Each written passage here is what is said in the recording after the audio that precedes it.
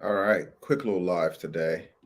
I want to talk about meeting South American Starbucks licensed franchise owner. The first time that I was able to have a conversation, I kind of had heard of this a little while back, but was able to get some actual numbers and details. So that was a very cool conversation I wanted to share with y'all. Now, this is something that's mostly international, but still just it makes the case for, at the end of the day, contacting any company and asking them, hey, I know you don't have an official franchise program, but could we do a one-off type of deal? So still traveling around South America, uh, back in Rio right now, which I'm very much enjoying.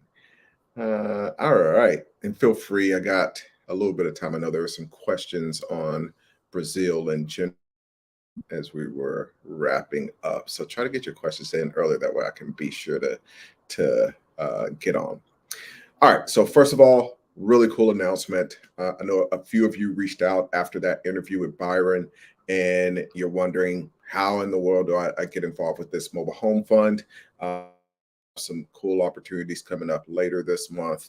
And when you get involved as an LP, the difference here is Byron is gonna, number one, give you access to some of his program if you're interested in doing mobile home investing in on your own, and you're going to get to follow along participating in.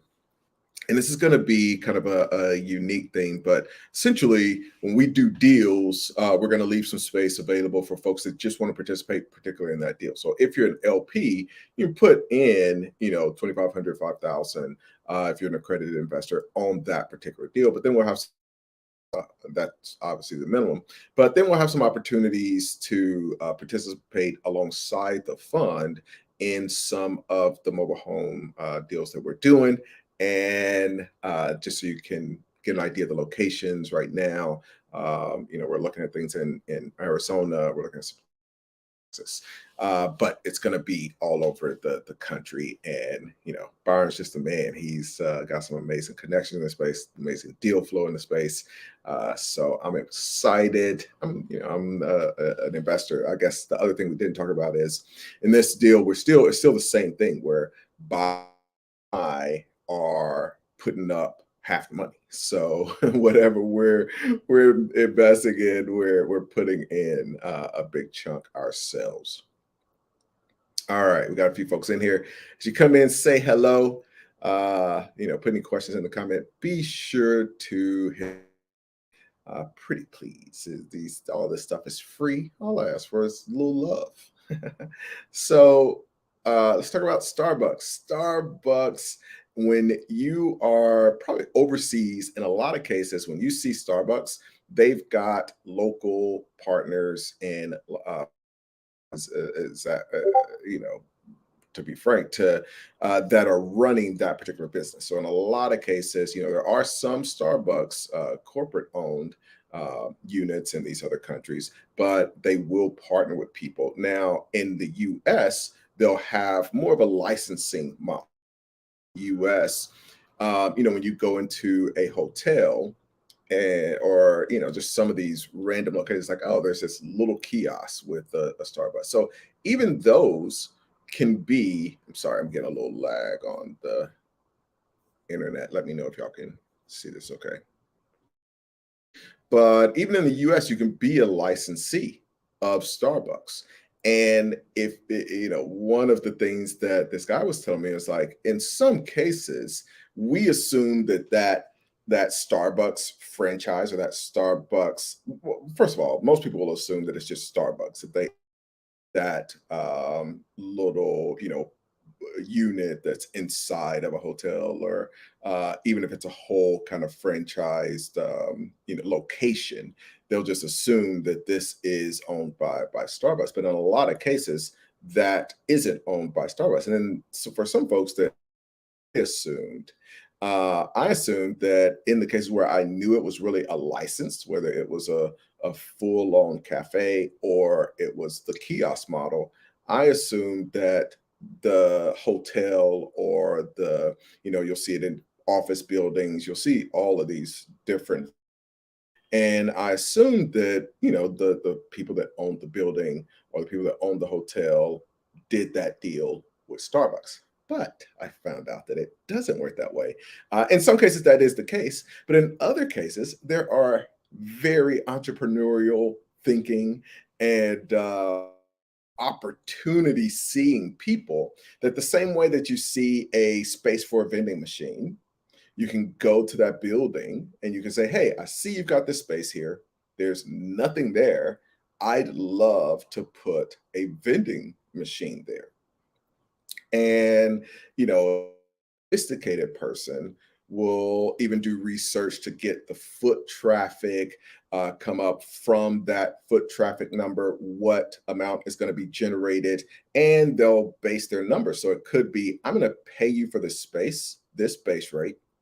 Then I'm going to percentage off of that I'll give you from the earnings. And this is what that total should be. So here's your base rate. Here's your percentage. It's really smart if you've ever done anything in the vending space to have that element, not to make sure that they're available, that they're working, that they're not, throwing up stuff in front of it or just making it difficult for people to get to or whatever. You're just like everything else. You want them to be motivated to, help your vending business. So the cool thing is somebody can do the exact same thing with Starbucks. So they can go into a building, they see there's a lot of foot traffic, they see, okay, these are the right demographic for this for Starbucks. And they go to both parties. The building, they go to the hotel owner or whoever, and they say, "Hey, how would you like to have a Starbucks in your building?" And the owner's like, "Okay, great. Like, where are we going to put it?" It's like, "Well, I've already found the perfect spot. It's great foot traffic, blah, blah, blah, meets our demographics, whatever." Uh, Necessarily going to send somebody into a random hotel to do that. So you, as just an independent person, can go and make that deal. Then on the back end, you go to Starbucks and you make the deal with them. Now, here is the downside. The downside is you or somebody else be basically wealthy. They want high net worth individuals. So, if you're just a hustler off the street, you still can try, what they call triangulate the deal, where you need a third person. So, like this person, this Brazilian that a lot of the rights here in Brazil for Starbucks, he, is wealthy individual, but he's not doing the on the ground work. So he still has, some other folks that are putting all that stuff together and getting the location and, doing that work. Well, you can be that person for a wealthy individual. So, estimate was like, basically mid seven figures is the low point. But if you can get above that, that's even better. But probably the lowest, if you're talking mid seven figures, like 6 million, 7 in that range is kind of net worth that they want. And they have their reasons, but that just is another step. And I love those types of deals because it's a barrier to entry for everybody else. And so if you can find that partner, that's a huge win. So you triangulate the deal, you have the location, and this is over for Starbucks, by the way, but this is about you thinking, if you're outside of the US, this is not over. There's like 10,000 locations in the US, so not as much opportunity. There's a lot of wide open space for Starbucks in these other countries, but more importantly, there's wide open space for different concepts. In my town of Chattanooga, there was for a little while, and it's funny, I just made kind of a funny post on my Instagram about Chick-fil-A. But when you look at a mall like Chick-fil-A, there was somebody who just made a deal with Chick-fil-A, and because there wasn't a Chick-fil-A in downtown Chattanooga, and so they just basically wholesale bought a bunch of sandwiches from a location, brought it downtown, and literally just sold the sandwiches and fries and da da da. It wasn't the greatest. It was just literally like had a 2 hour window. They were going to sell out because they didn't want to leave, and whatever they overbought, they were just going to have to throw away. So it was a really cool thing. They just rented this little space in downtown, bought a bunch of sandwiches, sold it for hire, and that kind of thing. But so that is the ultimate hustle. I guess at the end of the day, which they will come after you if you did that with Starbucks. But you could just go buy some Starbucks coffee and make it, and is so I guess one of the ways that I've seen people, and I'm not sure if they're really getting around it. You can just say serving Starbucks coffee, but I love this licensing model for overseas for you folks that are looking for opportunities to do things overseas, to be that connector of wealthy person that's in a country like Brazil and a different company that's in the U.S. to bring that to the South American country or whatever. Some of the other things, cost. Like one of my questions was, okay, what is so if you're gonna open a Starbucks, because all this stuff is when I'm doing a franchise deal, and I got to make sure I make a really cool announcement about a live we're gonna do tomorrow. But when I'm doing a franchise deal, all that information is public. So you know what the franchise fee is, how much it's going to cost to open it up, about what you can expect in revenue, just all of those numbers. And so one of my questions was, all right, like what does it cost to open one of these things? What does it cost to open a Starbucks? Nobody, really talks about that. So to open an individual kind of franchisee unit in US dollars, it's going to be between $300,000 $400,000. So, you call it a high end of 400, but the biggest downside is, he was saying the income just really, really varies, but it's really, really strong. And, as soon as you open, there is demand because the brand is just that strong, which is what you're buying with a normal kind of franchise model. So today's video, it's really more about you thinking. It's not about, oh, Starbucks is the right deal. I think it's saturated at this point, and you're very much competing with corporate.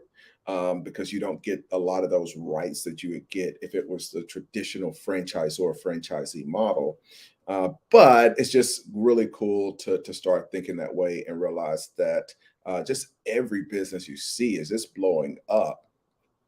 There's opportunity there. The people I talked about, the Crumble franchise, the people that saw that business early on and got in early on, because now it's really difficult to buy franchises. They've trying to kind of slow down the franchise expansion, but those people are absolutely killing it.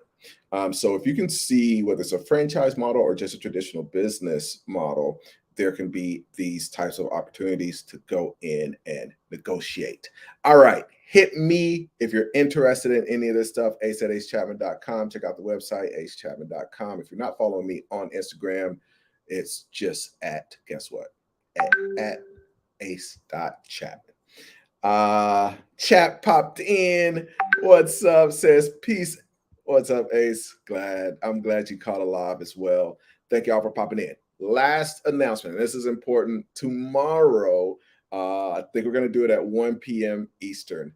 I'm going to be answering a past student's questions. He's selling, some assets and about to do a new deal, and was asking about internet businesses. And we started talking about franchise, and really, bottom line is how I run franchise businesses like internet businesses. Now, this is difficult to do with anything that's not in a franchise model, but how I run them, how I'm running businesses from Brazil right now.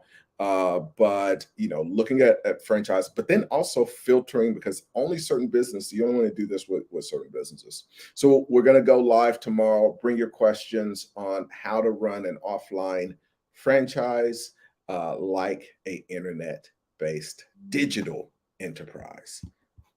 All right, I'll talk to y'all tomorrow.